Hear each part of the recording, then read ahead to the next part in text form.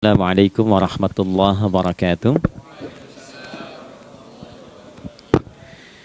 Alhamdulillah wassalatu wassalamu ala Rasulillah Muhammad ibn Abdullah wa ala alihi wa sahbihi wa man walah wa ba'd. Fa ya ibadallah usi nafsi wa iyyakum bi taqwallah faqad fazal muttaqun fala tamutunna illa wa antum muslimun. Faqala ta'ala ya ayyuhalladzina amanu taqullaha haqqa tuqatih wa la tamutunna illa wa antum muslimun. Keluargaku sekalian yang terhimpun di dalam Pertagas, Pertamina Gas, kita mengawali dengan bermohon kepada Allah semoga siapapun yang berada di ruangan ini atau terhubung dalam kajian ini, semoga senantiasa dijaga, diberkahi, dan dilindungi dalam kebaikan oleh Allah Subhanahu wa Ta'ala. Kita doakan yang bertugas di luar kota. Tadi saya dengar info juga Pak Direktur sedang di Semarang. Semoga giatnya dimudahkan oleh Allah dan semoga diberikan keberkahan.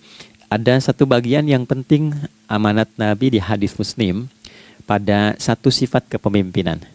Bahwa di antara sifat pemimpin dan yang dipimpin itu harus selalu membangun kekompakan dengan nilai cinta dan doa. Ini yang sering dilupakan. Nabi pernah menyampaikan dan penyampaian ini, hadis ini didokumentasikan oleh Imam Muslim dalam satu kalimat yang singkat, padat tapi mengikat. Khiyaru a'immatikum man tuhibbunahu wa yuhibbunakum. Pemimpin yang baik itu adalah pemimpin yang kalian mencintainya dan ia pun mencintai kalian. Nah, membangun cinta itu salah satu jembatannya dengan doa. Oleh karena itu, di antara doa yang dianjurkan saat Anda memulai pekerjaan, itu bukan hanya untuk pribadi, lancarkan pekerjaan saya. Tapi juga sehatkan pimpinan saya, pimpinan mendoakan sehatkan anggota saya, sehingga semua itu melahirkan sifat harmoni yang memberikan kenyamanan dan kebahagiaan dalam bertugas. Nah, izinkan saya mengawali dengan itu dulu, karena itu di antara sunnah yang seringkali terlupakan. Sehingga bekerja itu lebih banyak dilakukan dengan tekanan menyelesaikan tugas dibandingkan dengan rasa cinta untuk bisa memberikan nilai ibadah di dalamnya. Yang kedua, semoga sholat kita diterima oleh Allah Subhanahu wa Ta'ala. Nah, yang kedua ini tidak cukup dengan amin. Kita harus tahu dulu standar penerimaan itu seperti apa. Dan yang kedua, kenapa harus sholat? Ini poin pokoknya. Mengapa sih umat Islam itu cukup hanya misalnya dengan bersyahadat saja dipandang sudah berislam, lalu berbuat baik? Kenapa mesti ada sholat? Kenapa bahkan yang pokok sampai 5 waktunya? Dan jumlah rakaatnya pun diatur sedemikian rupa sampai teknisnya pun dijelaskan dengan rinci. Saking rincinya, bila ada yang menyimpang dari rincian itu, maka dianggap sholatnya tidak sah dan mesti diulang. Shallu kama ra'aitumuni usalli. Sholatlah kalian seperti kalian persis melihat aku menunaikan sholat. Dan dalam sholat inilah kemudian ada sanad yang tersambung secara ketat sampai-sampai dalam hadis Muslim nomor hadis 397. Demikian di Al-Bukhari juga diabadikan di nomor hadis 757 oleh sahabat Abu Hurairah. Sanadnya tersambung kepada Khalad bin Rafi Az-Zuraiqi, seorang yang sholat di samping Nabi tapi bermasalah sholatnya. Lalu Nabi meminta beliau untuk mengulangi sholatnya. Sampai 3 kali peristiwa itu hingga beliau berkata, ya Rasulullah au kama qala alimni ma uhsinu ghairah. Ya Rasulullah, tolong ajarkan kepadaku karena aku tak punya pengetahuan lebih dibandingkan dari apa yang telah aku kerjakan. Nah, dari dasar ini melahirkan satu pertanyaan kritis ya, dan juga perlu argumentasi yang kuat secara syariah mengapa kita menunaikan ibadah salat. Baik teman-teman sekalian, karena waktu kita sangat padat ya, kita manfaatkan sebaik-baiknya. Saya mohon izin kajian kita akan lebih fokus kepada inti materi sehingga manfaatnya lebih banyak kita dapatkan. Salat satu-satunya amalan di dalam Islam yang mencakup 4 bagian pokok dalam beragama. Jadi ketika seseorang menetapkan dirinya beragama dan ciri satu nilai agama itu bernilai benar, ya, dalam nanti kalau kita mau komparasikan atau kita riset, itu ciri pokoknya ada 4. Satu, ada aspek namanya aspek keyakinan, ya, tauhid atau akidah. Nggak mungkin kan beragama kalau nggak yakin. Ya, karena itu pasal 29 ayat kedua itu mengandung nilai keyakinan. Negara menjamin kemerdekaan tiap-tiap penduduk untuk memeluk agamanya masing-masing dan beribadah menurut agama dan kepercayaannya itu. Ya, jadi nggak mungkin kita bisa menghasilkan nilai kepercayaan dan ibadah kalau tidak ada unsur keyakinan. Atau bahasa kitanya disebut dengan iman. Ya, iman itu nanti juga dipaku dalam setiap nilai kebangsaan di konteks Negara Kesatuan Republik Indonesia. Ini yang paling membahagiakan. Jadi mau jadi pegawai apapun itu syarat, ya, salah satu syarat yang melekatnya beriman dan bertakwa kepada Tuhan Yang Maha Esa, gitu kan? Ya, kemarin saya di BPK itu ada 11 bab Romawi, 40 pasal. Ya, di bab yang keempat pasal 13 tentang pemberhentian dan pengangkatan itu ada 11 poin A sampai K. Di poin B yang keduanya syarat menjadi bagian dari anggota BPK itu beriman dan bertakwa kepada Tuhan Yang Maha Esa. Baik, di Undang-Undang Pendidikan Sisdiknas nomor 20 tahun 2003 itu kalau kita baca dari poin menimbang ada 4, di poin B-nya saja sudah ada iman. Ya, Undang-Undang Dasar 1945 mengamanatkan pemerintah mengusahakan satu sistem pendidikan ya nasional yang meningkatkan keimanan dan ketakwaan pada Tuhan Yang Maha Esa serta akhlak mulia, baru mencerdaskan kehidupan bangsa. Ya, secara singkat, satu, agama dianggap benar kalau ada doktrin keimanan, ada akidah, ada tauhidnya. Yang kedua, ada ibadahnya. Ya, sebagai pembuktian kita beriman, buktinya apa? Ya kan? Saya beriman kepada Tuhan, kita tetapkan, misalnya Allah. Apa pembuktian keberimanan kita kepada Allah? Ya, kan pembuktiannya itu mesti diwujudkan dalam bentuk sikap. Sikap itulah yang disebut dengan ibadah. Nah, konsepsi ini ada di Quran surah ke-20 Thaha di ayat ke-14. Innani anallahu la ilaha illa ana fa'budini. Ya, sungguh aku tegaskan bahwa akulah Allah, satu-satunya Tuhan yang layak dipertuhankan dan disembah. Ketika Anda mempertuhankan aku, fa'budni, maka buktikan kebertuhananmu kepadaku dengan menyembahku. Karena itu namanya Allah punya dua arti. Satu yang dipertuhankan, kan? Ilahun wahid. Yang kedua yang disembah. Ya, jadi yang dipertuhankan dan disembah. Oke. 3. Yang ketiga harus punya unsur praktikal atau implementatif dalam interaksi kehidupan. Ya, jadi bukan cuma nyembah Tuhan, bimbingan kehidupannya apa? Implementasi dari ibadah itu.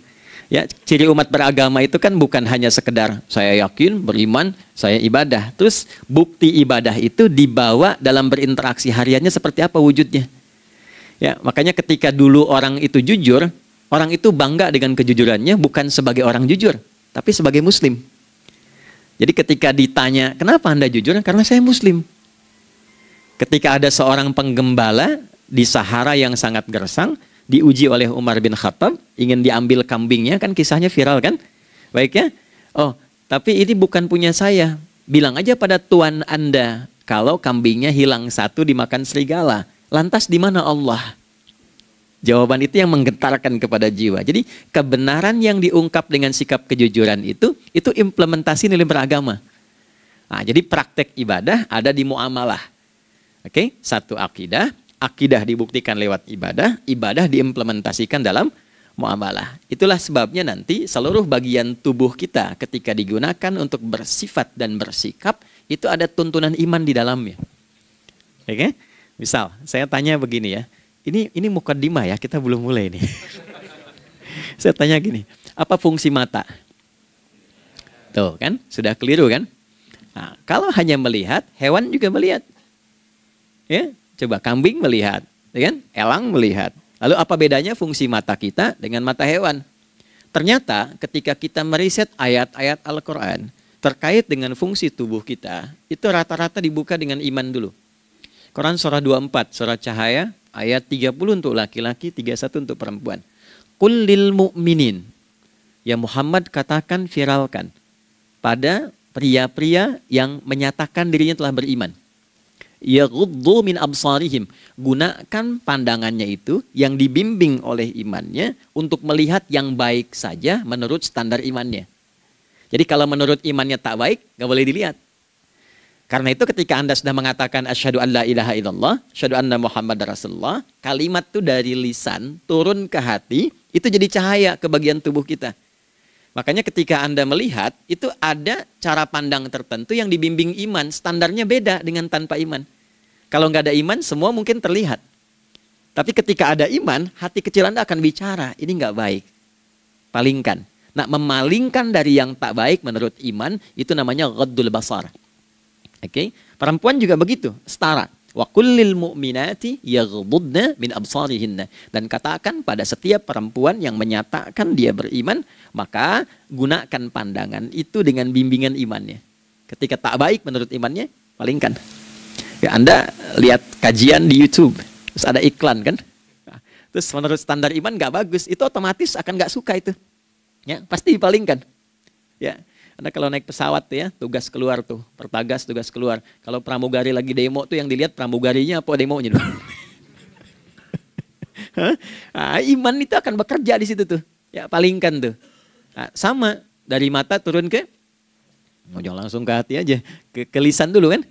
Ya, ke mulut kan. Itu mulut tuh ketika digunakan fungsinya, imannya disebut dulu. Ya, Quran surah 49 ayat 11 misalnya. Ya ayyuhalladzina amanu, imannya dulu. La yaskhar qaumin qaum. Ayat 12-nya la yaghtab ba'dukum ba'dha. Hai orang-orang yang telah menyatakan beriman. Kalau pakai alladzina disebutkan 1080 kali dalam Al-Quran, itu kalimatnya diksinya singkat, padat, mencakup semua tanpa sekat. Oke, jadi kalau laki-laki, perempuan, tua, muda, besar, kecil, beda strata, duniawi, itu semua tercakup di dalamnya. Hei semua yang telah menyatakan beriman, gunakan imanmu untuk membimbing lisanmu bertutur. Kalau masih merasa punya iman, jangan gunakan lisan untuk mencela merendahkan orang. Untuk bergibah, membuat hoax. Didetilkan oleh Nabi kalimatnya jelas. Man kana yu'minu billahi wal yaumil akhir falyakul khaira aw liyasmut. Siapapun. Nah, dari alladzina ketika dirinci pakai man. Ya, man itu bentuk tunggal, ya, personal, tapi maknanya general. Jadi kalau Anda, saya, kita baca ayat atau hadis ada man, posisikan Nabi sedang bicara ke kita. Ya, hei Adi Hidayat, posisikan Nabi bilang gitu tuh. Kalau engkau merasa beriman sama Allah dan yakin dihisab di hari kiamat, jaga lisanmu. Katakan yang baik dengan bimbingan imanmu, tak mampu engkau diam. Jadi cukuplah suami istri itu menggunakan satu hadis ini, pasti sakinah itu muncul dalam kehidupan rumah tangganya. Ya, itulah sebabnya kenapa sakinah didahulukan dibanding mawaddah. Hati-hati ya, Mbak, walaupun namanya sakinah nggak ada ini nggak akan datang tuh ketenangan tuh. Ya, ada yang tahu nggak rahasianya? Kenapa sakinah duluan dibanding mawaddah? Ya, 5 juta. Ya, waktu habis karena padat sekali. Maddah jamaknya mawaddah, rasa kasih yang tumbuh dari pemberian materi. Jadi kalau rumah tangga itu ingin cenderung pada kebahagiaan, boleh berbagi dengan materi.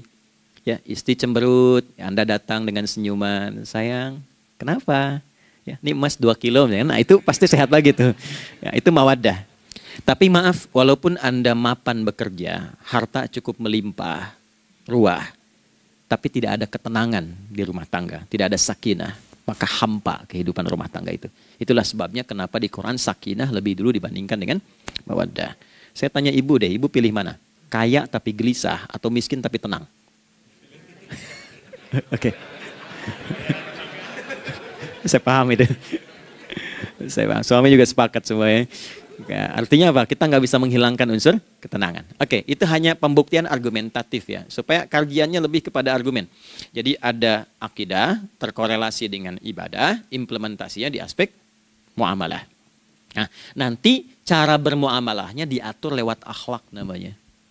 Bagaimana bermuamalah yang baik? Kan Anda, maaf ya, berekspresi kepada pimpinan dengan kawan kan berbeda.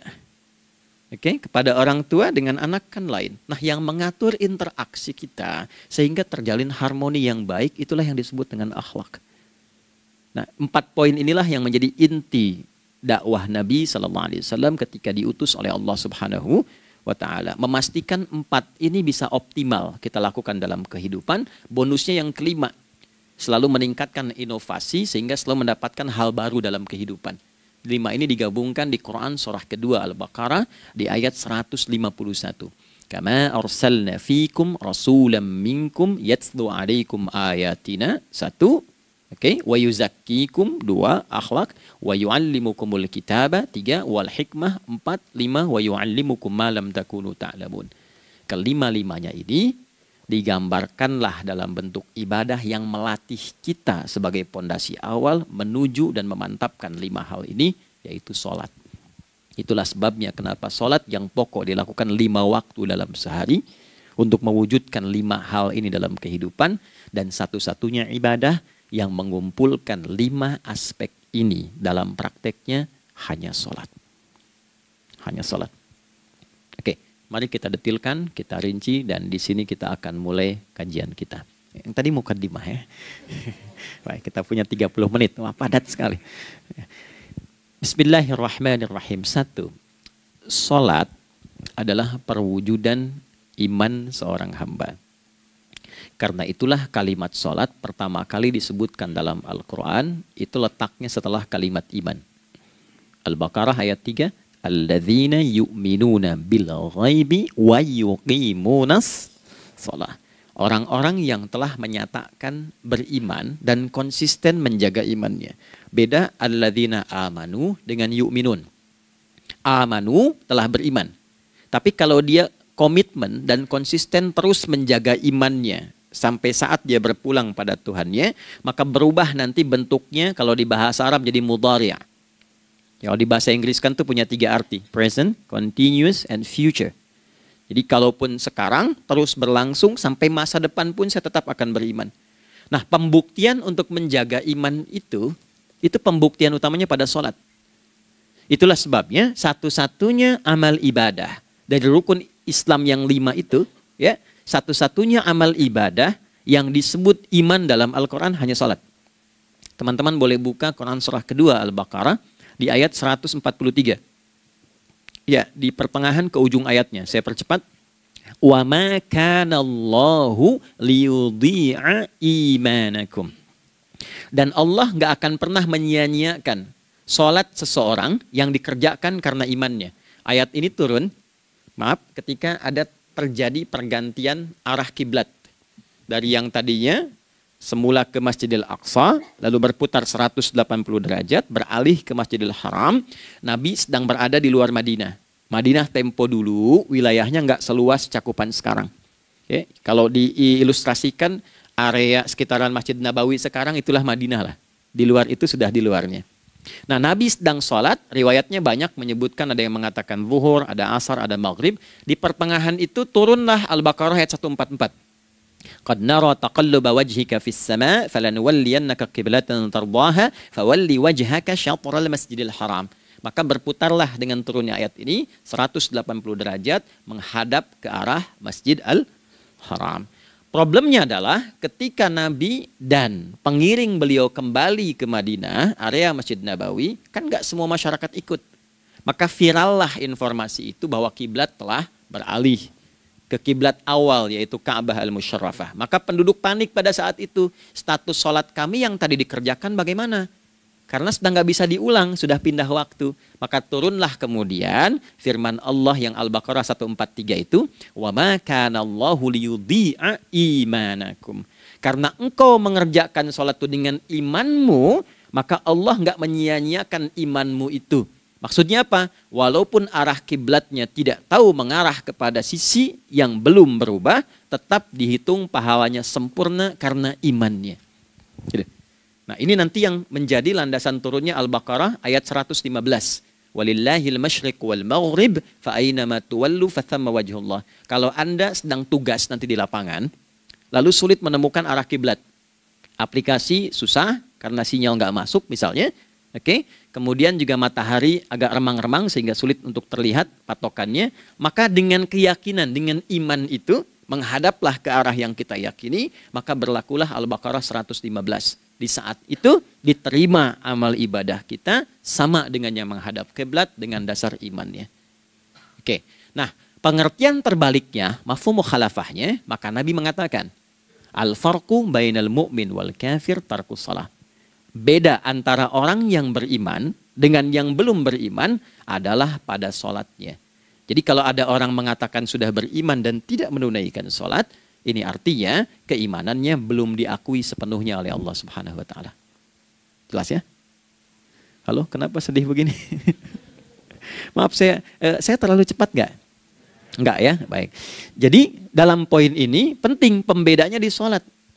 Itulah sebabnya kenapa dari kecil kan, usia sekian, dari mulai 3 ke arah 7 tahun contohkan. Ya, orang tuanya sholat bentangkan sejadah. Kalau bisa kalau anak sudah mulai suka tuh kasih model sejadah yang anak-anak sukai bentuknya. Ya, dulu ada anak saya senang model mobilan, saya tidak sebutkan supaya tidak endorse gitu ya. Dikasih sejadah dengan pola itu, dia senang tuh ikutin. Kita nggak minta sholat, dia datang sendiri. Ya, nanti setelah mulai 7 tahun kan baru diajarkan dengan baik, diajak ke masjid kalau yang laki-laki. Demikian seterusnya. Ya, mengapa dari awal dituntun seperti itu? Untuk memberikan sebuah penguat bahwa penjagaan iman dimulai dari sejak dini. Ya. Tapi di Indonesia saya perhatikan kelasnya sudah advance, ya TK sudah manasik gitu. Okay. Itu satu ya. Karena nanti kalau Nabi bilang begitu, artinya akan terjadi orang mengatakan beriman tapi tidak sholat. Ya, makanya keras dari awal Nabi katakan bahwa pembeda antara orang yang beriman dengan yang baru klaim beriman itu pada sholatnya. Ya, pada sholatnya mengerjakan sholat maka sah status imannya, tidak menunaikan sholat maka bermasalah imannya. Itu poin yang pertama. Yang kedua teman-teman sekalian, ibadah. Kita lanjut ya. Sholat adalah bagian pokok terpenting dari ibadah. Nah, di sini kita akan mulai membuka sedikit rahasia terkait dengan aspek ibadah ini. Teman-teman sekalian, ternyata sholat ini ketika oleh Allah diturunkan dalam Al-Quran, dalam konteks penunaian ibadah, bukan berarti hanya mengkoneksikan atau mengkorelasikan hubungannya dengan iman saja, bukan. Karena saya beriman, saya buktikan ibadah nyembah Allah lewat sholat. Dalilnya Quran surah ke-20 ayat 14. Innani anallah la ilaha illa ana. Aku tegaskan akulah Allah, nggak ada Tuhan yang layak dipertuhankan dan disembah kecuali saya. Fa'budni, kalau Anda telah menyatakan beriman padaku, buktikan keberimananmu dengan menyembah saya dalam ibadah. Bentuknya bagaimana ya Allah? Teruskan ayatnya. Wa aqimis sholata. Tunaikan sholat sebagai bukti ibadah. Itu li dzikri, sebagai zikir kepadaku. Jadi korelasi antara ibadah dengan iman, sudah kita sebutkan dalilnya. Sekarang ibadahnya tersendiri ketika ditunaikan, apa manfaat dari ibadah itu? Mengapa mesti ada 5 waktu? Dan apa turunan manfaatnya dalam kehidupan kita? Kalau kita mengerjakan itu, dampaknya kepada kehidupan kita apa? Nah, inilah indahnya di dalam Islam, dijelaskan dalilnya, diberikan contohnya, diberikan alasannya, dan yang paling indah, diberikan penjelasan dengan detail tentang manfaat-manfaatnya. Ini tidak ditemukan di dalam konsep keyakinan manapun. Kalau teman-teman boleh mau riset silahkan. Ada nggak satu keyakinan agama tertentu yang dari ibadahnya tuh diatur? Cara memulainya, bacaannya, detailnya, manfaatnya, waktunya, sampai dengan hasilnya, sampai kiamatnya. Ini menunjukkan bukan karya manusia. Bukan karya manusia. Kalau karya manusia setiap orang bisa buat itu.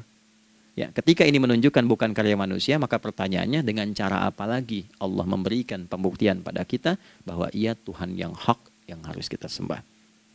Nah, kalau sudah paham, mari kita rincikan turunan tentang sholat ini. Kita mulai satu-satu teman-teman sekalian dari waktu sholat. Seperti kita ketahui waktu sholat ada 5. Tapi yang sering kita dapati dari yang 5 ini tidak semua orang mengetahui tentang makna dari nama dan pembagian di waktu ini. Yuk kita mulai rincikan. Sholat yang pertama namanya apa? Gak usah khawatir menang gak dapat hadiah kalau benar. Salah juga keterlaluan. Oke, 1 subuh. Dia satu-satunya nama sholat yang punya 2 nama ya. Subuh dan fajar. Oke, Pak Fajar, Pak waktu sholat. 2 zuhur. 3 asar. 4 maghrib. 5 isya. Oke, rumus hitungannya 24, 4, 3, 4 ya. Rumus bilangannya 24, 4, 3, 4. Kalau mau tanya nomor koneksi dengan Allah 24, 4, 3, 4, 2 subuh, 4 zuhur, 4 asar, 3 maghrib, 4 isya. Oke, pertanyaannya, apa artinya nama itu? Selama ini jangan-jangan kita hanya tahu namanya tapi tidak memahami maknanya. Itu poinnya.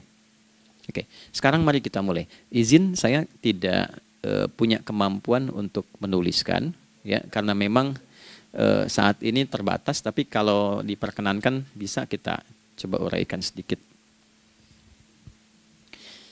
Baik.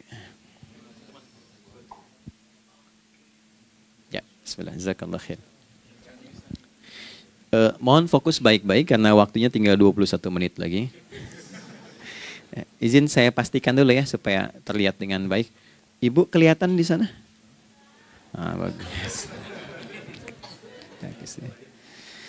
Saya kira tuh hanya di Sumbawa Barat. Ternyata di Pertagas pun perempuan-perempuannya imannya luar biasa.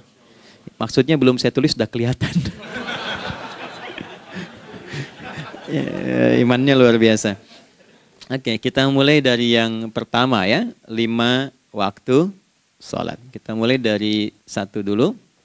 Subuh, teman-teman saya turunkan dulu ya. Izinkan saya tulis pakai bahasa Arab dulu supaya gampang. 1, dia punya 2 nama. Di angka Arab ya. Kalau yang gini angka Hindi. Anda yang di admin di komputer pasti tahu. Ada Fajr. Kata subuh ditemukan di Al-Quran surah ke-81 At-Takwir ayat 18. Kalau keliru tolong diingatkan. Was-subhi idza tanaffas. Quran surah 81 ayat 18. Ya. Nggak usah di ilmu utak-atik ya. Oh ini kenapa 81 kalau dibalik 18? Itu cocok logi. Ya, abaikan aja itu. Ya. Fajar agak banyak di Quran terkait dengan nama sholatnya ada di Quran surah ke-17 di ayat 78. Aqimis salata liduluki syamsi ila ghasaqil laili wa qur'anal fajr. Inna qur'anal fajri kana masyhuda. Yuk kita mulai ke maknanya dulu. Ingat rumusnya ya. Rumusnya ini selalu begini rumusnya. Aqidah selalu punya korelasi dengan ibadah. Ibadah selalu punya korelasi dengan muamalah, interaksi harian kita. Muamalah hiasannya adalah akhlak. Barulah kemudian di sini muncul inovasi dalam kehidupan, hal yang baru. Hidup ya, yang mengacu pada 2 kebahagiaan yaitu dunia dan akhirat. Ya, konsepsi ini nanti ditemukan di Quran surah ke-2 Al-Baqarah ayat 201 dan menjadi doa paling favorit umat Islam Indonesia saat ini. Rabbana atina fid dunya fil akhirati. Oke, ya cukup. Subuh. Ini rumus dasarnya. Dari akidah, kita beriman, pembuktian imannya lewat ibadah sholat. Apa hubungan sholat dengan aktivitas harian kita? Subuh asalnya terkorelasi dengan kata asbah. Oke? Asbah itu asalnya sesuatu yang sudah siap dengan rencana yang matang. Baik, orang Arab tuh kalau bertanya begini, kaifa asbahta ya akhi? Kaifa asbahti ya ukhti? Bagaimana kabarmu di pagi ini? Itu bukan hanya nanya kabar kesehatan. Beda dengan kaifa haluk, beda. Ya, itu bertanya bagaimana kabarmu hari ini, aktivitasmu bagaimana? Lancar, sudah siap, planning bagus dan sebagainya. Ya, itulah sebabnya ketika Allah bersumpah dengan awal waktu, penandanya adalah planning kegiatan. Ya, was-subhi dan aku bersumpah demi waktu subuh, awal mula untuk berkegiatan, idza tanafas, apabila sudah mulai bergerak. Bersamaan dengan nafas yang keluar itu, maka sudah jelas rencana yang dibuat. Ya, jangankan kita, semua alam itu, semesta itu seluruhnya bukan hanya bertasbih, tapi beraktivitas dalam tasbihnya. Di waktu subuh, matahari sudah mulai bersinar kan? Ya, dan sinarnya mengambil manfaat loh. Mengandung nilai manfaat, memecah keheningan malam dan menghilangkan kegelapannya.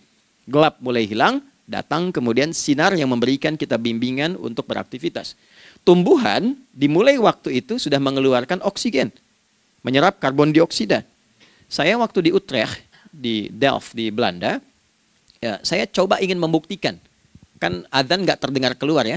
Jadi sebelum waktu subuh itu saya keluar, kebetulan flatnya waktu itu dekat area hutan yang agak rimbun, enak gitu, udaranya bagus. Itu sebelum subuh terasa karbon dioksida. Walaupun cuma beda hampir 1 menit. Tapi begitu masuk waktu subuh, keluar kesegaran yang luar biasa. Oksigen yang keluar. Ya, Ini kan nggak mungkin kalau kuasa Allah tuh nggak mungkin terjadi seperti ini kalau bukan kuasa Allah Subhanahu wa Ta'ala. Tapi poinnya adalah yang bicara begini Quran.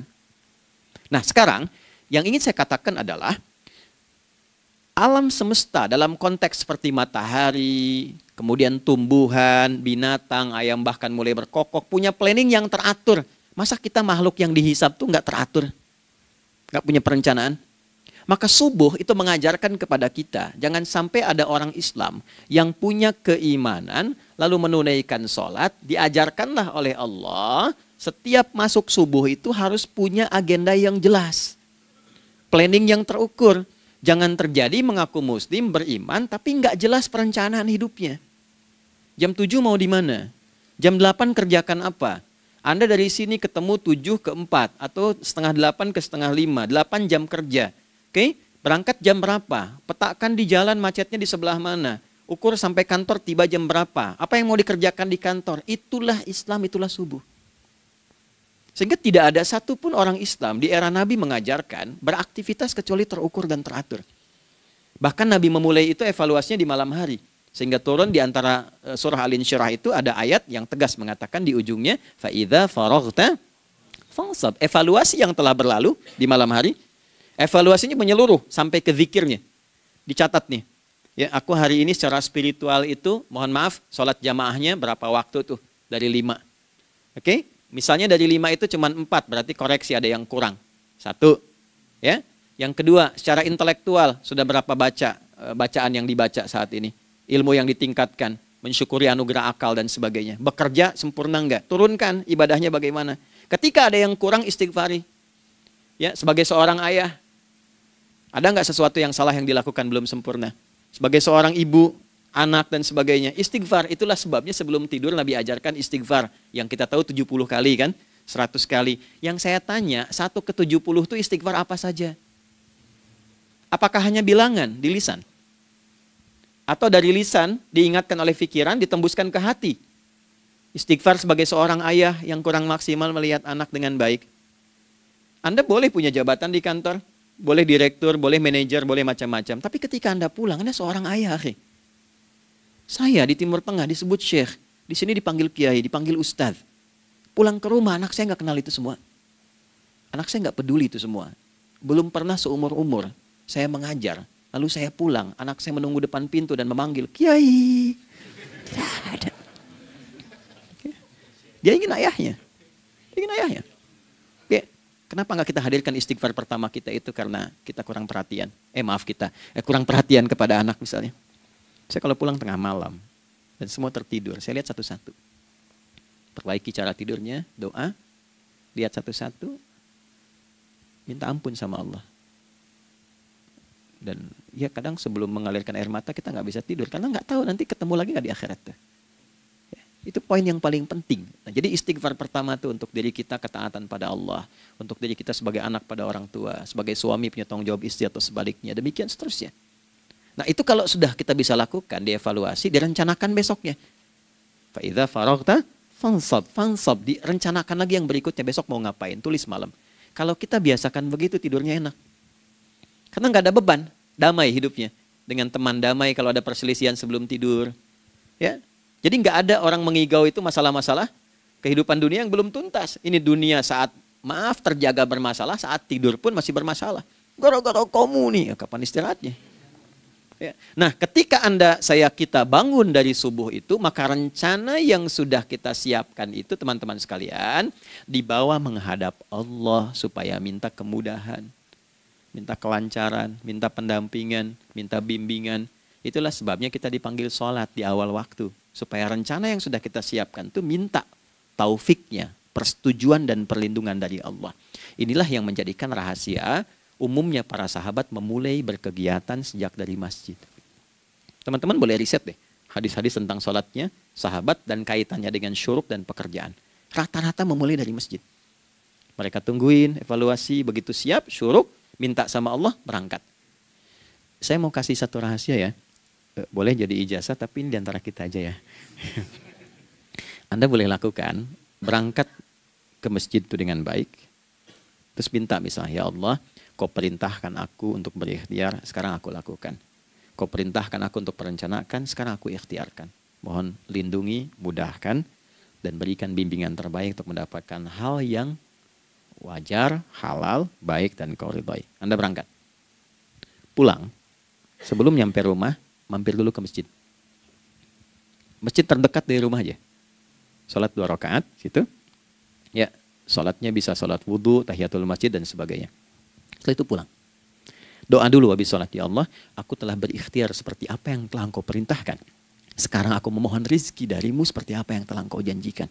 Kalau dengan semua ikhtiar ini belum cukup menurunkan rizki darimu, maka mohon tunjukkan padaku saat ini dengan cara apa lagi aku mesti berikhtiar. Oke? Silahkan Anda pulang dengan suasana itu ke rumah. Dan lihat apa yang terjadi. Rasakan bedanya, bedakan rasanya, dan pasti terasa bedanya. Gak ada kesan yang lain pada jiwa. Jadi yang dibawa ke rumah itu bukan aura kantor. Bukan aura jalan yang macet. Tapi ada ketenangan, kenyamanan, dan kenikmatan. Kalau teman-teman mau pakai sunnah sahabat ini dalam dunia pekerjaan, dan Anda lakukan coba sehari ini saja, rasanya pasti beda. Ya, ini bagian pertama. Nah, ketika kita ingin datang menghadap Allah, dan mulai membawa rencana kita, kan perlu isyaratnya kan, kapan dimulai?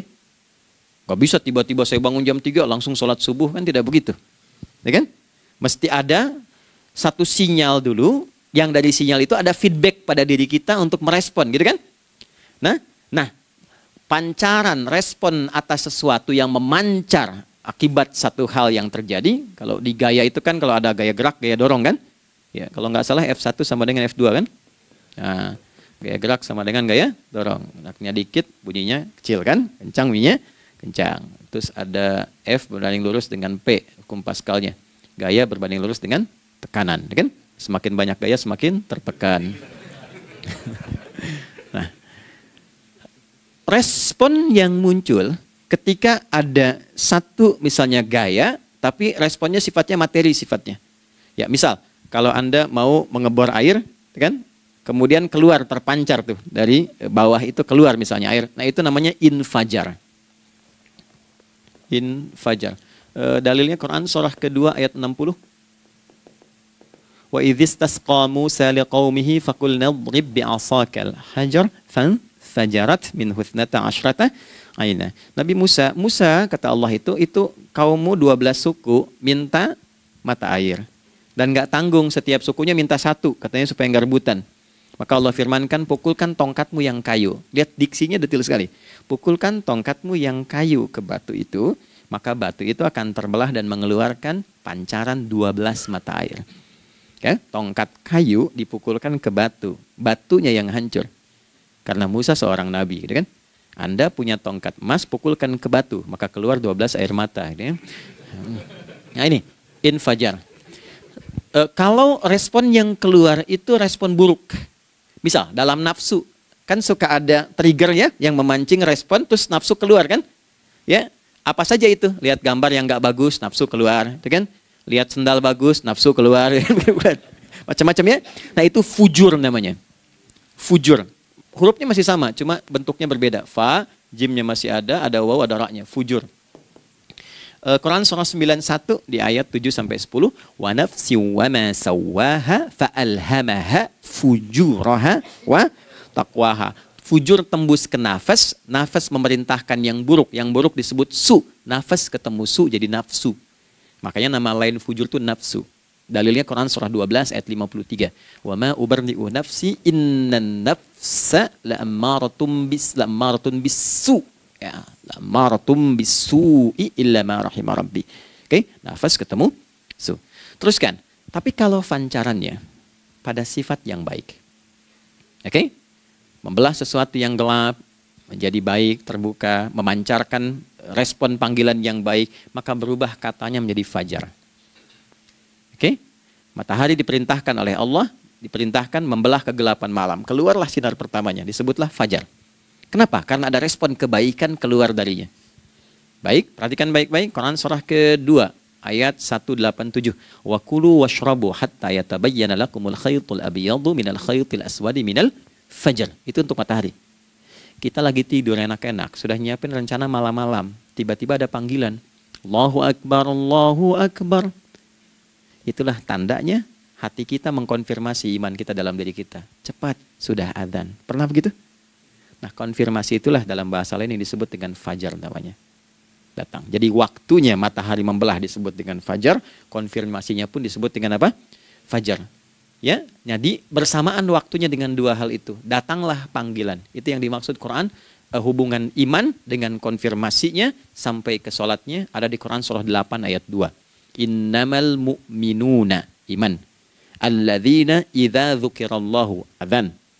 Wajilat qulubuhum iman. Jadi begitu ciri iman itu ada dalam jiwa, dipanggil lewat adzan, kan? Allahu Akbar, langsung merespon, ya Allah sudah adzan. Walaupun setelah adzan ada lagi getaran, baru adzan belum qomat gitu kan. Nah, misal ya. Nah, tapi inilah fajar. Jadi maksudnya rencana Anda ini agak jarang dibahas ya. Mohon maaf, ilmu ini agak jarang. Jadi jangan Anda bilang saya bid'ah, bukan.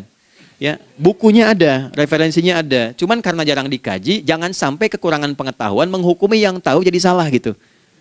Ini poinnya. Jadi saya kalau bahas satu masalah itu bukunya saya kumpulkan. Tafsir awal sampai akhir yang ada apa, buku-buku tentang sholat apa, baru kita keluarkan. Jadi bagian topik-topik tertentu yang dibahas. Problemnya ketika membahas tentang ibadah cuma dua. Satu tentang bacaan, doanya apa. Yang kedua tentang gerakan, bagaimana mengerjakannya. Yang ketiga jarang dibahas, hikmahnya apa. Padahal rumus dalam ibadah itu dalam fikih tiga-tiga mesti dipakai. Ini Quran surah kedua ayat berapa? Ayat 129. Rabbana wab'ats fihim rasulan minhum yatlu 'alaihim ayatika ini wa yu'allimuhumul kitaba ini wal hikmah ini. Barulah kita mendapatkan sesuatu yang baru. Ya. Ini wa yuzakkikum dan di 151 Al-Baqarah wa yu'allimukum ma lam takunu ta'lamun. Jadi ini bukan ilmu yang baru, bukan, belum tahu saja. Jadi selama ini yang kita kerjakan jangan sampai terbatas pada ritualnya saja untuk mencukupkan ini. Hubungan ritual dengan ini apa gitu. Ya, jadi subuh ini mengkonfirmasi bahwa ada satu keteraturan dalam kegiatan kita. Ya, alhamdulillah. 2, siang. Oke, setelah subuh, fajar, salat apa? Zuhur. Oke, saya tanya pada Anda, zuhur itu artinya apa? Sudah, cukup katakan Allahu a'lam. Waktunya terbatas ya. Nah, sahabat ditanya nggak tahu Allahu a'lam. Anda sahabat bukan, tabi'in bukan. Zuhur. Waktu tinggal 4 menit lagi. Oke, teman-teman kalau kita jeli, ini kan sholat dikerjakan di siang hari kan? Siang itu bahasa Arabnya nahar. Naharun itu siang. Tapi kenapa sholatnya zuhur? Kok nggak sholat nahar gitu? Ya, lohor ya, jadi paksain tuh. Zuhur, lohor. Ya. Terus sore, biar nyambung cepat. Sore bahasa Arabnya kan masa. Masa al-khir, selamat sore. Kenapa kok sholatnya asar? Kok sholatnya namanya asar? Oke. Maghrib, isya. Isya kan malam kan? Kenapa nggak lail? Lail itu kan malam. Kalau ada yang istimewa di malamnya, itu lailah namanya. Makanya ketika turun Al-Quran disebut Lailatul Qadar. Karena malamnya istimewa. Beda, lail dengan lailah itu beda. Lail itu waktu malam, lailah ada yang istimewa di malam itu. Ya, jamaknya lail, layali, lela, lili, lala, itu malam. Ibu lili, ibu malam-malam. Ya.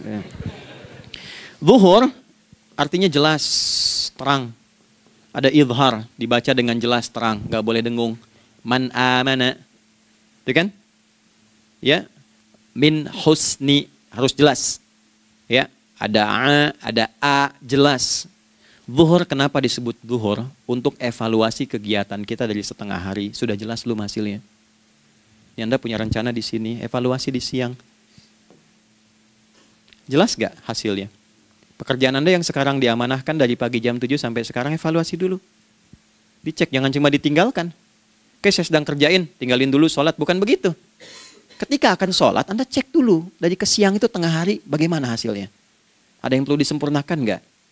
Ya, ketika ide-idenya mulai mentok, ada yang belum selesai, datang dulu sholat, tenang lagi. Saat tenang itulah dirumuskan kembali pelan-pelan. Kan lumayan dari jam 12 sampai jam 1. Diisi dengan baik, dilihat. Itu baru dunia ini.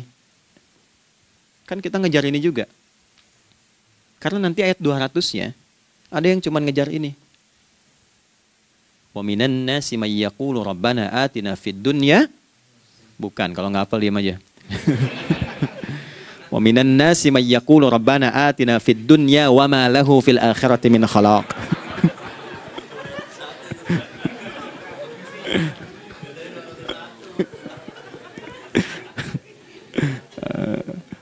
Paham kan? Dan di antara manusia ada yang fokusnya hanya dunia yang dikejar, sehingga nggak kebagian akhiratnya. Padahal dia tahu dia mau pulang. Yang lebih aneh lagi, pengen pulang surganya Firdaus dekat dengan Nabi. Tapi tiap hari yang dikerjakan dunia, dunia lagi, berangkat gelap, pulang gelap, terus meninggal gelap juga. Ini kan repot. Nah, maka mesti investasi kan. Anda kalau tugas keluar kan, apalagi keluar negeri kan hukumnya beda. Bekalnya pun tidak sama. Anda tugas ke Amerika, mata uangnya sudah beda, hukumnya sudah beda. Terus pengen pindah ke alam barzah, pengen hukumnya sama dengan dunia, mustahil. Ya, makanya dimensinya beda, keadaannya tidak sama. Baju yang dipakai kan beda. Barang-barangnya nggak sama. Makanya disebut telah meninggal dunia, meninggalkan semua yang melekat pada dunia. Pindah ke alam lain, persiapan menuju titik akhir yang tidak ada ujungnya lagi. Nggak ada pembuka lagi. Jadi sudah ujung begini, nggak ada ruang lagi yang lain. Itu akhirat namanya. Makanya di sini cuma dua pilihannya. Kalau nggak ke surga, nah itu ya. Apa investasi yang ada di sini? Maka siang itu dicek dulu, pekerjaan jadi ibadah nggak? Tadi niatin ibadah nggak waktu berangkat dari rumah? Kan? Waktu ngetik, waktu ngerjain di kantor, jadi ibadah nggak? Kalau ibadah, Anda nggak mungkin berbuat kriminal. Anda nggak mungkin berbuat maksiat, nggak mungkin nipu, nggak mungkin nyogok, nggak mungkin korupsi. Kan lagi ibadah, nggak mungkin curang. Kan lagi ibadah. Anta budallaha ka'annaka tarah. Anda itu mengerjakan segala hal sebagai ibadah, merasa diawasi Allah. Fa in lam takun tarah fa innahu yara. Kalaupun Anda merasa nggak melihatnya, Anda yakin Anda dilihat. Itulah kerja pakai iman, maka ini di bawah akidahnya. Jangan ditinggalkan. Nah, inilah yang selama ini kita butuhkan. Ya. Inilah yang melahirkan nilai etik, makanya adanya dalam jiwa. Takwa itu kan dalam jiwa, melahirkan etos. Etos mendorong kepada logos, logos melahirkan patos, kepantasan dalam bekerja. Jadi Anda sekuat apapun ilmunya, kalau nggak punya etos, itu rusak. Jadi tidak cukup akal sehat. Jiwa yang sehat itu lebih penting. Banyak orang akalnya sehat. Ingat, akal itu tidak memberikan perintah. Dia hanya merumuskan satu instruksi dalam jiwa supaya mudah dilakukan dan dieksekusi oleh fisik. Jadi akal yang sehat itu seberapa pandai ilmunya, seberapa cepat mengeksekusi perbuatan. Tapi kalau yang dieksekusi itu dari perintah nafsunya, masalah. Habis saja waktunya tuh. Ya. Ini gimana ini? Tolong jawab loh. Nah, teman-teman karena sudah habis waktu jam 1, kita baru zuhur ini. Nah, yang paling menarik itu, gini, yang paling menarik. Kalau ada orang belum sadar sampai zuhur tentang akibat kehidupan ini, maka muncullah asar. Apa asar itu? Kenapa mesti disebut dengan asar? Dan apa manfaat istimewanya asar kepada jiwa kita? Itu di kesempatan lain kita akan bahas. Teman-teman, waktunya sudah habis. Ya, saya menghargai Anda, kan tidak boleh juga saya ngajarkan tapi mengambil yang sesuatu yang tidak tepat ya. Kita buktikan keimanan kita dengan mengerjakan amanah pekerjaan di tempat ini dengan baik, waktu digunakan dengan baik. Kita saling mendoakan supaya semua kita dijaga oleh Allah Subhanahu wa taala. Maafkan saya, lain kesempatan kita berjumpa kembali untuk melanjutkan apa yang telah kita bahas hari ini. Mari kita berdoa, semoga doa kita diterima oleh Allah Subhanahu wa taala. Allahumma taqabbal minna innaka antas sami'ul alim wa tub 'alaina innaka antat tawwabur rahim. Nahmaduka kama 'allamtana an nahmadak wa nashkuruka syukran kama 'allamtana an nashkurak. Antal muqaddim wa antal muakhir biyadikal khair innaka 'ala kulli syai'in qadir. Ya Allah, kami memuji-Mu seperti Engkau mengajarkan kami untuk memuji dan bersyukur atas segala nikmat-Mu seperti Engkau bimbing kami untuk mensyukuri segala nikmat-Mu. Allahumma salli wa sallim wa barik ala habibikal karim rasulikal mustafa al-amin sayyidina Muhammadin wa ala alihi wa sahbihi ajma'in. Ya Allah, anugerahkan kami kemampuan untuk terus bersalawat pada Rasulullah, sehingga dengan itu kami mendapatkan kemampuan yang baik untuk meneladani kemuliaan beliau dalam beraktivitas kehidupan. Rabbana la tada' lana fi maqamina hadza dhanban illa ghafartah. Ya Allah, jika ada pendosa hadir di ruangan ini atau terhubung dalam kajian ini, maka jangan biarkan ya Allah ia meninggalkan tempat ini dan kajian ini kecuali Engkau telah ampuni seluruh dosa-dosanya. Wala hamman illa farajtah. Ya Allah, jika ada satu di antara kami yang menghadiri kajian ini membawa kegelisahan, maka mohon tenangkan keadaan hatinya. Wala 'asiran illa yassartah. Jika ada yang sedang diliputi oleh kesulitan, maka mudahkan, ringankan, dan hilangkan seluruh kesulitannya. Wala maridan illa syafaitah. Dan bila ada di antara kami yang diuji dengan penyakit, maka mohon angkat dan sembuhkan penyakitnya. Rabbana atina fid dunya hasanah wa fil akhirati hasanah wa qina adzabannar. Wa sallallahu ala sayyidina Muhammad wa ala alihi wa sahbihi ajma'in. Wa akhiru da'wana subhanakallahumma rabbana wa bihamdika nashhadu an la ilaha illa anta nastaghfiruka wa natubu ilaik. Walhamdulillahi rabbil alamin. Nasrun minallah fathun qarib wa basyiril mu'minin. Terima kasih untuk semuanya. Mohon maaf kami langsung pamit. Assalamualaikum warahmatullahi wabarakatuh.